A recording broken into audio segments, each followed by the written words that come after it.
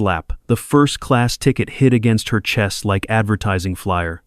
"This isn't a charity line, little girl." The entire cabin fell silent. She merely raised her eyes calm as if selecting a salad item.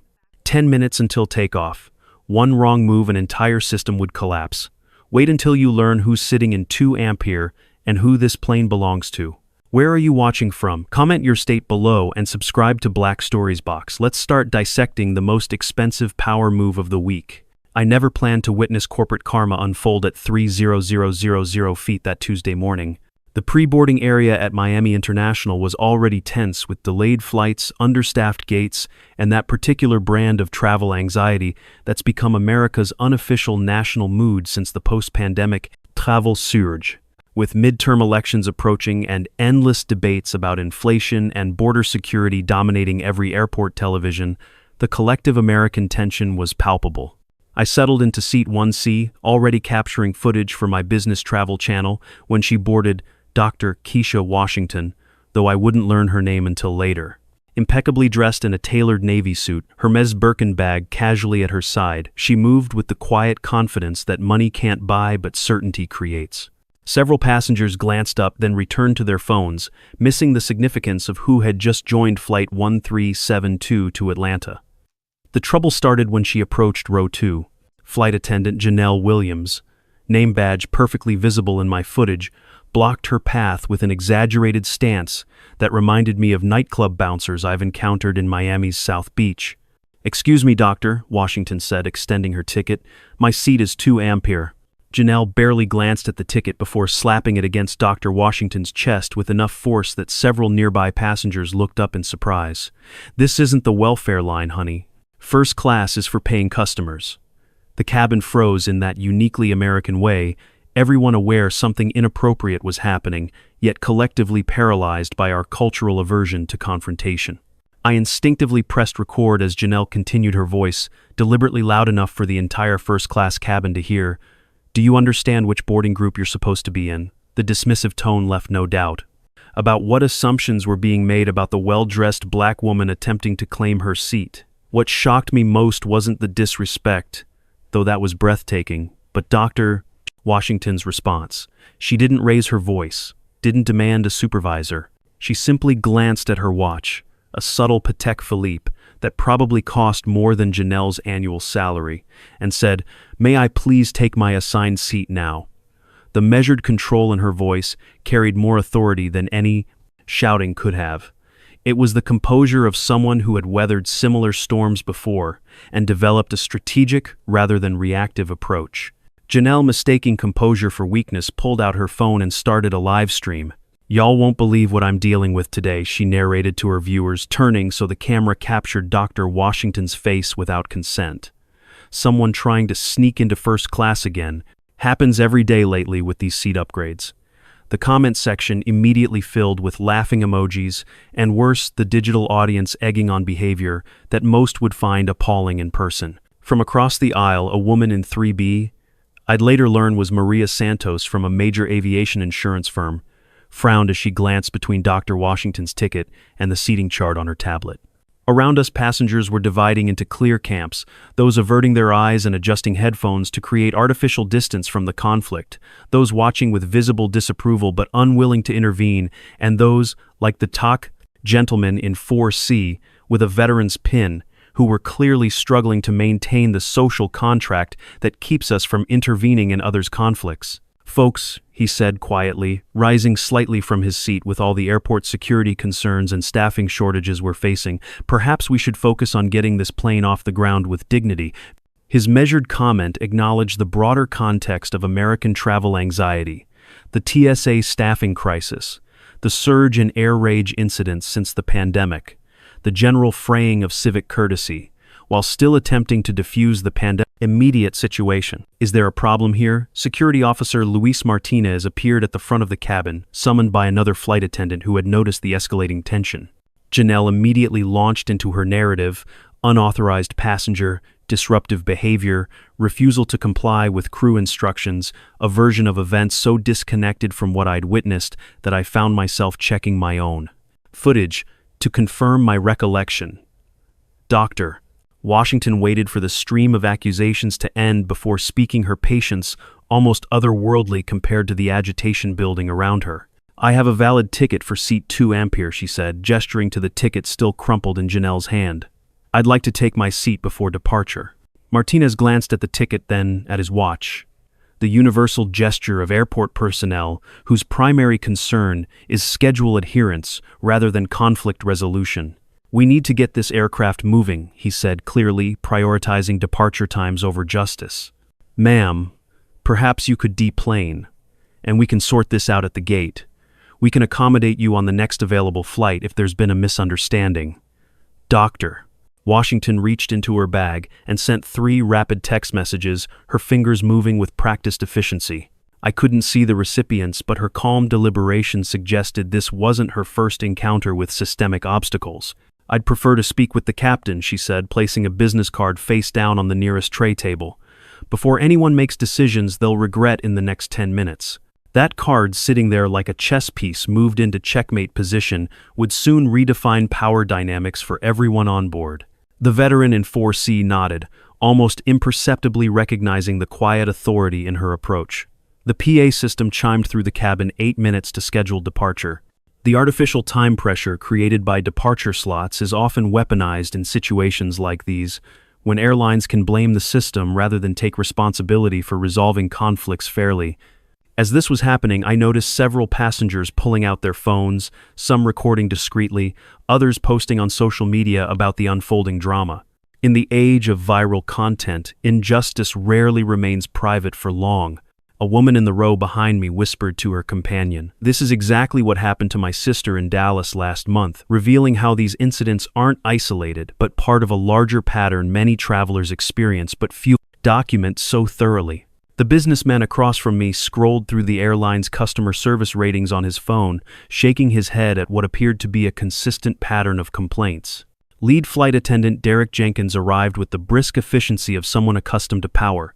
His authoritative stride suggested he'd resolved countless passenger conflicts with the same script, a script that typically prioritized moving aircraft over addressing legitimate grievances. "We need to maintain our departure slot," he announced, barely glancing at Dr. Washington as he addressed Martinez.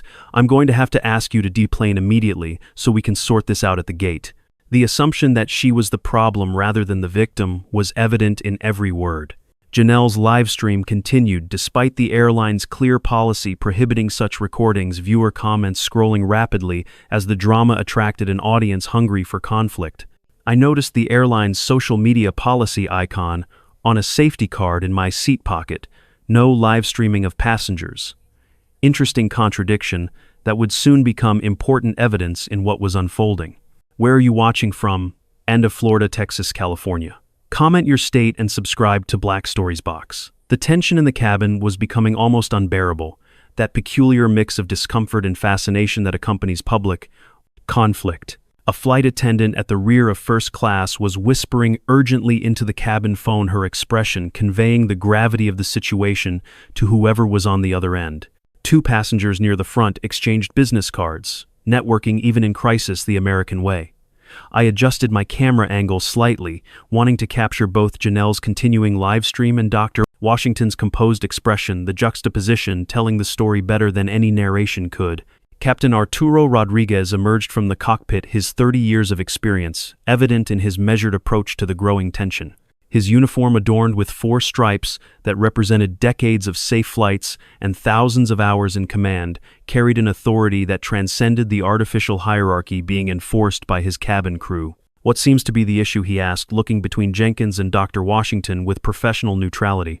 Jenkins began explaining his version of events, speaking rapidly about departure slots and protocol violations, when Dr. Washington simply pointed to the business card she'd placed on the tray table. The captain picked it up, his expression transforming from professional concern to something resembling alarm as he read the embossed text. "Everyone please step back from row 2, he said, his voice dropping an octave into what pilots call their command voice, the tone reserved for emergencies and absolute clarity.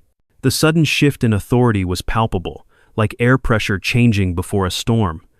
I zoomed in as discreetly as possible, capturing the moment when power redistributed itself in real time. Captain Rodriguez stepped aside, making a call on his personal phone rather than the aircraft communication system, a telling choice that suggested he understood the gravity of the situation. "This is Captain Rodriguez. I need immediate verification of a passenger's identity. Dr. Kesha Washington." The name meant nothing to me then, but the captain's tone conveyed everything. Meanwhile, Janelle's livestream continued. Despite Jenkins' growing discomfort, viewers now asking what was happening, why the captain seemed concerned, and what was written on that mysterious card. Jenkins shifted his weight from foot to foot, professional certainty, eroding by the second as he sensed the ground shifting beneath his authority. "Verified. Thank you." The captain ended his call and turned to Jenkins with newfound gravity that made the lead attendant take an involuntary step backward. "Dr. Washington is the CEO of Washington Aerospace and managing partner at Meridian Investment Group." The statement hung in the air for a moment before its implications sank in. Maria Santos from 3B leaned forward slightly, her insurance industry knowledge providing immediate context.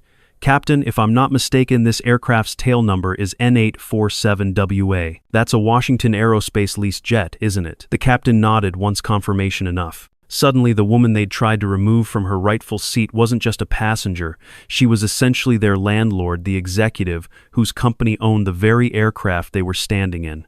When your boss's boss's boss is sitting in 2 Ampere, suddenly, 2 Ampere becomes an impromptu boardroom. The dynamic shifted instantly, power flowing like electricity finding its true ground. Dr. Washington opened an app on her phone displaying aircraft registry information for all to see. N847WA leased to your airline for $2.3 million annually since 2019, she stated without inflection. "Perhaps now we can address the actual issue at hand." Maria nodded confirmation from her seat. The registry matched her insurance database. My own viral video, which I'd already titled "First-Class Drama Passenger Denied Seat" in my mind, was rapidly becoming a case study in corporate accountability instead. The cabin had gone completely silent, the soft hum of the auxiliary power unit, the only sound as passengers witnessed a masterclass in quiet power.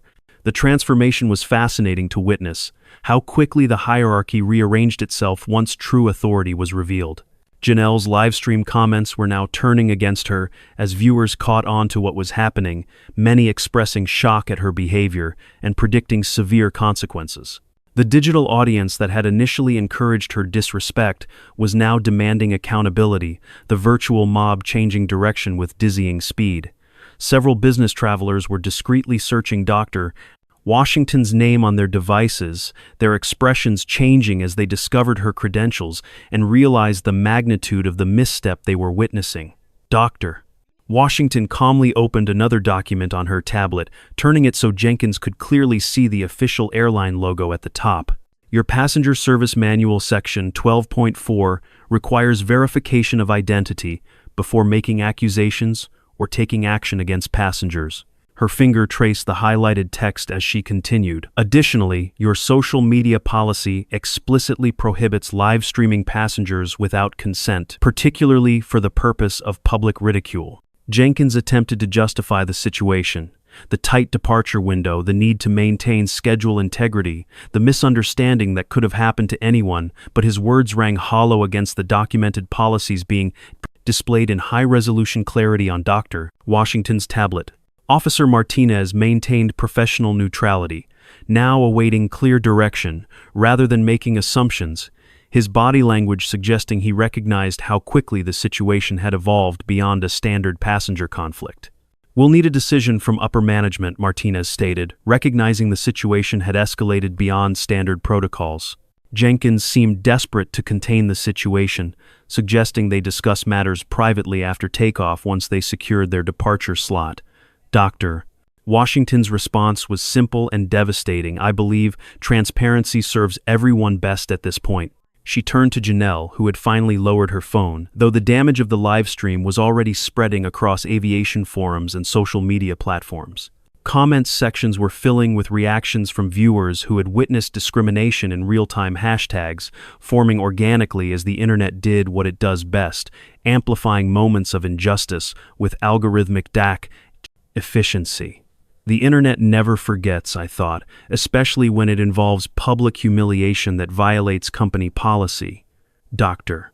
Washington opened a PDF document on her tablet, the lease agreement between Washington Aerospace and the airline. Section 47, Hostile Environment and Anti-Discrimination Provisions, she read, highlighting a paragraph with her finger.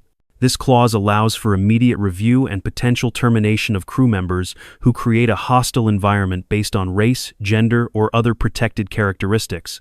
The clinical precision of her words carried more weight than any emotional outburst could have. Jenkins paled, visibly legal implications crystallizing in real time as he recognized that this wasn't merely about customer service, but contractual obligations with 8-figure financial implications. Janelle finally ended her livestream, but as anyone familiar with the internet knows, once something is online, its forever copies were already being shared across platforms, comments, sections, filling with everything from outrage to report to the inevitable conspiracy theories that follow viral incidents. By now, several passengers had connected the dots between Dr. Washington and recent business news. The woman across the aisle leaned toward her companion and whispered, "She's the one who just closed that $1.2 billion government contract for next-gen aircraft components." A man in business class pulled up a financial news article on his tablet showing Dr. Washington alongside cabinet members at a recent economic summit. The corporate and social worlds were colliding in real time, the intersection of power, race, and accountability playing out in the confined space of our first-class cabin, a microcosm of larger American tensions. Captain Rodriguez stepped away to make another call, this time to Regional Director Tyrese Morrison. The conversation was brief but consequential, conducted just far enough away that details were inaudible, but the captain's expression told us everything we needed to know. When he returned, his demeanor had shifted from cautious to decisive, the change that comes when clear hierarchy has been established. "Mr. Morrison is aware of the situation," he announced, addressing the entire first-class cabin rather than just the participants in the conflict. He acknowledges that we're currently under scrutiny from partners and media regarding our customer service protocols. The subtext was clear. This incident could not have happened at a worse time for an airline already struggling with public perception issues in an industry facing post-pandemic staffing shortages, rising fuel costs, and consumer frustration with declining service standards. Dr. Washington maintained her composure as she outlined potential repercussions, stock impact in an already volatile market where airline shares fluctuated with each new inflation report, ESG rating concerns that could affect investor confidence, in an industry increasingly scrutinized for its corporate culture and the public pressure that would inevitably follow when the incident went viral in an America hypersensitive to documented instances of discrimination. Jenkins attempted to salvage the situation, suggesting they handle matters internally after landing, the corporate equivalent of, "Let's not air our dirty laundry in public." Dr. Washington's response cut through the corporate doublespeak. Internal resolution is what companies say right before a public scandal forces external accountability. Across major hubs from New York to Los Angeles to Miami, hashtags were already forming the incident, spreading faster than any crisis management team could contain it. The next revelation shifted the power dynamic yet again. Dr. Washington opened her portfolio app, revealing Meridian Investment Group's 12.7% ownership stake in the airline's parent company. "I'm not just your business partner," she explained calmly. "I'm a significant shareholder with the authority to call emergency board meetings regarding policy violations that could impact company valuation." The implications were seismic. This wasn't merely about one passenger's mistreatment, but about governance accountability and the systems that either prevent or enable discriminatory behavior in corporate America. Janelle finally seemed to grasp the gravity of her actions, attempting a defense that only deepened her predicament. Anyone can make a mistake, inadvertently admitting she had indeed made one while failing to acknowledge the specific nature of that mistake. Maria Santos leaned forward with an unexpected contribution. "My firm could offer preferential insurance rates if your airline implements comprehensive DEI training. In this inflation environment, that represents significant operational savings." The business case for equity was suddenly as clear as the moral one, connecting the incident to broader economic concerns affecting American companies struggling with rising costs and workforce challenges. Even passengers who might have been indifferent to the ethical dimensions could recognize the financial logic in corporate America. Progress often follows the path of profit, and Santos had just mapped that route clearly for everyone present. Morrison's voice came through the captain's phone on speaker. "I want this resolved immediately. Terminate Janelle Williams' employment effective immediately. Suspend Derek Jenkins pending investigation. Issue a formal apology to Dr. Washington." The decision came with the finality of a judge's gavel, swift, clear, and binding. Additionally, implement these changes immediately, multi-level verification before any passenger confrontation, zero tolerance for unauthorized live streaming, and a 24/7 reporting hotline connected directly to the legal department. The cabin reacted with a collective intake of breath. Corporate accountability happening in real time rather than through months of pressure campaigns and public relations damage control was a rarity worth witnessing. Officer Martinez, recognizing the shift in protocol, offered his own apology for initially prioritizing departure over proper investigation. "I should have verified your identity and status independently," he acknowledged. "Doctor."